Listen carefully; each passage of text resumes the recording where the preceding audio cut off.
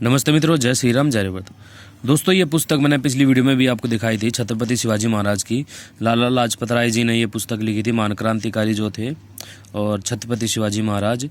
तो आज इसी पुस्तक में से मैं आपको कुछ दिखाना चाहता हूँ कि शिवाजी महाराज का चाल चलन, उनका आखिरी पत्र, मतलब यदि आप इसको पढ़ेंगे ना, आपको शिवाजी महाराज के विचारधारा पता चलेगी कि मतलब कितने महान थे शिवाजी महाराज। बहुत ही ज़्यादा जबरदस्त। शिवाजी महाराज में ना आपको ना श्री राम श्री कृष्ण जी की ना छवि देखने को मिलती है ना।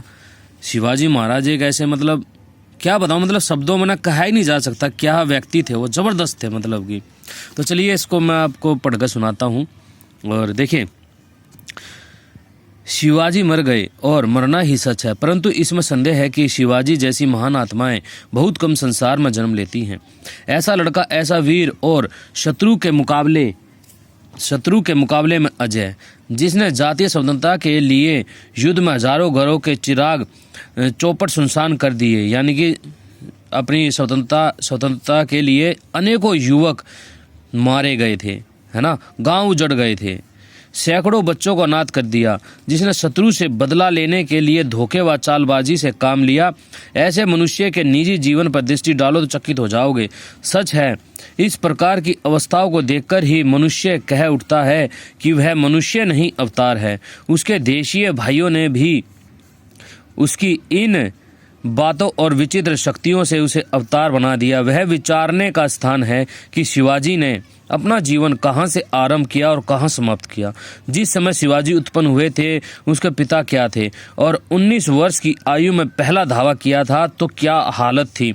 जब उनकी मृत्यु हुई तो क्या हालत थी। बड़े बड़े इतिहासकारों ने इनकी वीरता और साहस की प्रशंसा की है। औरंगजेब जैसे निर्दयी के रास्तव काल में उत्पन्न होकर आर्य जाति के गौरव को जीवित कर देना शिवाजी का ही काम था। वे अपने नौकरों और संबंधियों से प्रेम पूर्वक बर्ताव करते थे। शिवाजी की मृत्यु के कुछ दिन पहले यह समाचार मिला था कि दुनकाजी हतोत्साह होकर संपूर्ण कार्य छोड़ बैठा है और उसने वैराग्य धारण कर लिया। ऐसा समाचार पाकर शिवाजी ने एक पत्र लिखा था, जिसका विषय इस प्रकार था। अब यह पत्र पढ़िए। प्यारे बंधु, बहुत दिन हुए तुम्हारा पत्र नहीं मिला, चित उदास है। आज रघुपंत के पत्र से ज्ञात हुआ कि तुम उदास हो और अपने शरीर की भी परवाह नहीं करते। तुम्हारी सेना सुस्त पड़ गई है, परंतु तुम्हें कुछ परवाह नहीं। लोगों को संदेह है कि तुम कहीं वैरागी ना बन जाओ। मैं हैरान हूँ कि तुम अपने पिता के सच्चे दृष्टांत को क्यों भूल गए। चिरकाल तक उनके साथ रहे और उनकी संगति से लाभ उठाया। यह ध्यान देने की बात है कि पिताजी ने कैसी वीरता व गंभीरता से कठिनाइयों का सामना करते हुए बड़े बड़े कार्य किए और नाम पैदा किया। सदैव अपने आप को भयंकर आपत्तियों से बचाया। तुमको उनकी विद्वता एवं गंभीरता से लाभ उठाने के अनेक अवसर मिलते रहे। मुझको भी जैसा अवसर मिला, मैंने भी उनका यथाशक्ति अनुसरण किया और एक राज्य की बुनियाद डाली। मैं नहीं समझता कि तुमने क्यों सब कार्यों को छोड़कर ऐसे समय में वैराग्य धारण कर लिया। यह वैरागीपन तुम्हें शोभा नहीं देता। आपने राज्य, कार्य तथा कोष आदि ऐसे मनुष्य के हाथ में दे दिए हैं जो समय पड़ने पर सबको पचा जाए। क्या तुमको यह उचित है कि वैराग्य धारण करके अपनी शारीरिक अवस्था का सर्वनाश कर दो? यह कैसी विद्वता है? इसका क्या फल होगा?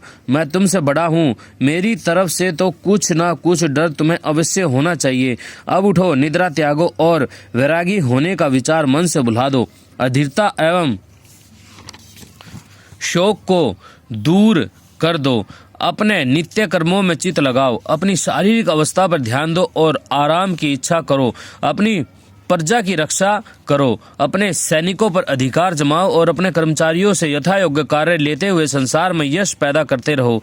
जब ऐसा होगा तो तुम्हारी कीर्ति और साहस को सुनकर हमारा चित्त शांत होगा। तुम्हारी इस दशा को देखते हुए हमारा चित्त महान शोक सागर में डूबा हुआ है। अतः उठो, कमर बांध अपनी अवस्था पर ध्यान दो और मेरे चित्त के दुख को दूर करो।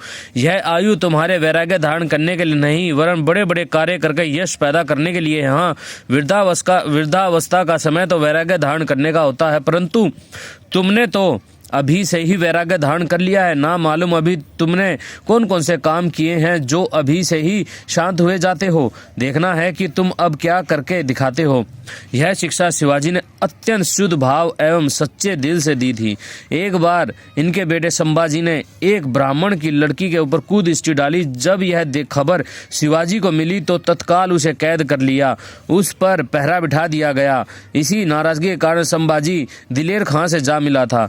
शत्रुओं की स्त्रियां जब कभी शिवाजी को मिलती थी तो उनके साथ शुद्ध हृदय से पेश आते थे और आदर सहित उनको अपने घर भिजवा देते थे। शिवाजी कभी दूसरे मत से विरोध न करते थे। खानम खां ने अपनी पुस्तक के दूसरे भाग पृष्ठ 110 में लिखा है कि शिवाजी का यह नियम था कि कोई मस्जिद को हानि ना पहुंचावे, औरतों को ना छेड़े और मुसलमानों के धर्म की हंसी ना उड़ावे। शिवाजी को जब कभी कोई कुरान की पुस्तक मिल जाती थी तो किसी मुसलमान को दे देते थे।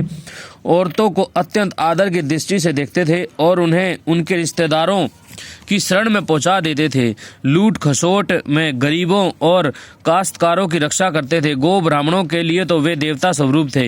यद्यपि बहुत से लोग उनको लालची बताते हैं, परंतु उनके जीवन के कामों से विदित होता है कि वे जुल्म और अन्याय से धन कमाकर इकट्ठा करना अत्यंत नीच काम समझते थे। शत्रु के धन को और राज्य को लूटने को वह अच्छा समझते थे।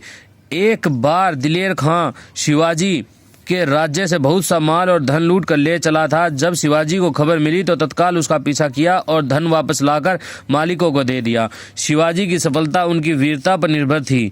वे ऐसे बुद्धिमान थे मानो जादू के पुतले हों। जो मनुष्य एक बार उनके हाथ आया वह कभी भी रुष्ट होकर नहीं गया। शत्रु की सेना से उनकी तरफ अनेक बार हिंदू व मुसलमान आ मिले, परंतु शिवाजी की सेना से संभाजी के अतिरिक्त और कोई शत्रु की सेना से नहीं मिला। शिवाजी अपने धर्म पर अत्यंत दृढ़ रहते थे। रामायण और महाभारत आदि ऐतिहासिक तथा धार्मिक पुस्तकों के अवलोकन व श्रवण से उनको अधिक प्रेम था। कभी कभी मौका पाकर युद्ध स्थल से ही कथा श्रवण करने को चले जाते थे। बताइए कितना प्रेम था महाभारत रामायण से अपने इतिहास से। शिवाजी महाराज को युद्ध स्थल से ही चले जाते थे, कहीं पर भी मतलब ऐसी कथा होती तो जहाँ कहीं भी धर्म चर्चा और मत मतांतरों का शास्त्रार्थ का समाचार पाते थे वहाँ अवश्य पहुँचा करते थे। पूजा और नित्य कर्म में कभी फर्क नहीं पड़ता था। पिछले पृष्ठों में बस यहाँ तक आप देख लीजिए। अभी ऐसे थे भाई अपने शिवाजी महाराज, ठीक है ना। तो ठीक है जी, आगे ये पुस्तक जो है ना इसके भी पूरा जब आगे समय के जैसे समय मिलेगा मैं बनाता रहूँगा। और काफ़ी कुछ है जैसे कि ये महारानी सीता। अच्छा, ये लेखक आप पढ़ सकते हैं, महान आर्यवीर सन्यासी स्वामी ओमानंद सरस्वती जी।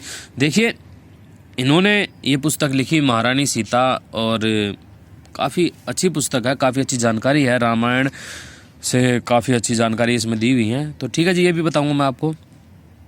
तो ठीक है जी, नमस्ते, जय श्री राम, जय हरे भरत।